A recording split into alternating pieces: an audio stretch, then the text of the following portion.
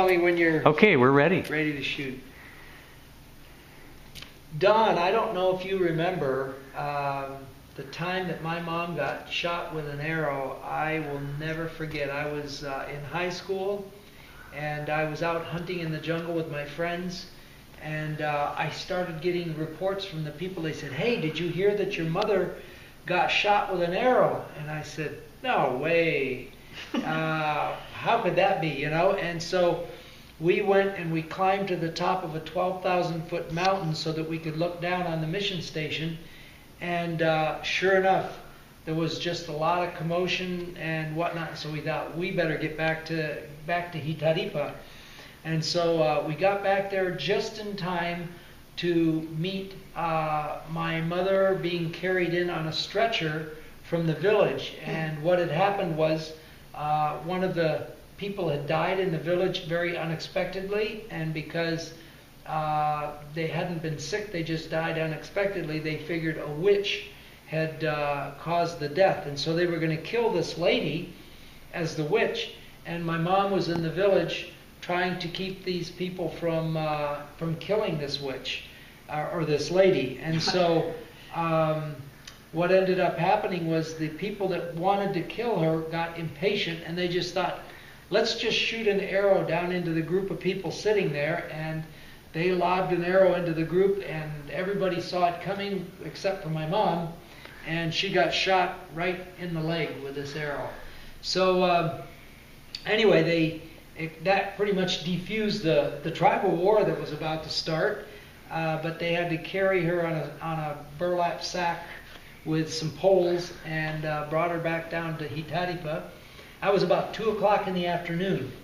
And then we had word that you had volunteered to come in and pick her up at around 3 o'clock. And I think you remember the winds in Hitaripa, don't you? I do. Oh, man. I mean, it's just, it's a one-way strip, and once that wind starts kicking up, I mean, nobody lands in there after 9 o'clock in the morning. It was way past curfew. And I was in high school. I remember standing on the edge of that runway that afternoon when you came in.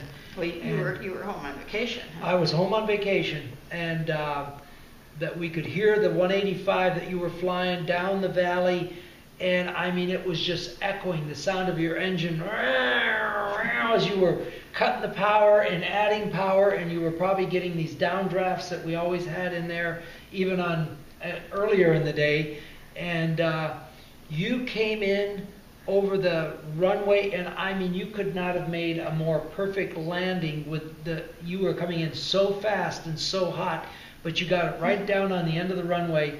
And I'll never forget the way that 185 was just the prop barely missing the ground as you just went all the way up the runway in Hitaripa, just standing on the brakes almost and keeping this thing not quite from tipping over. And we were so worried that this thing was just going to flip over because you had it in such a steep attitude going up there.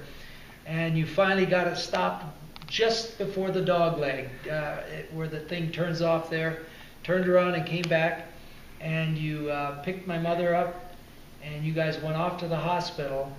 And your flight was so timely. I mean, if you would have said, no, I'm not going to do it, and it would have been the next day, it could have been very, very serious for my mom, because even with you getting her in that day, the doctor told us he had to go in and he had to cut a complete plug all the way around where the arrow went in, because the flesh had just started to rot because of the arrows, where they dip it in pig's blood every time they kill these pigs.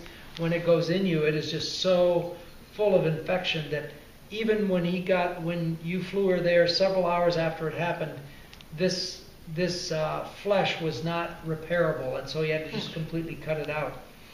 But I want to personally thank you for risking your life for my mom, and I know that wasn't just once. I know you've done that many, many other times, but that was one time where I was standing right there and I saw the whole thing happen. So thank you. Appreciate You've been my hero for many, many years. Great, you're great, doing a great job now too. Well, thank you. We thank you and thank the Lord for continuing to lead you all these years and taking you back to carry on the great work that your parents started. Well, thank you. We've all been on the same team for Yep. a long time. Sure.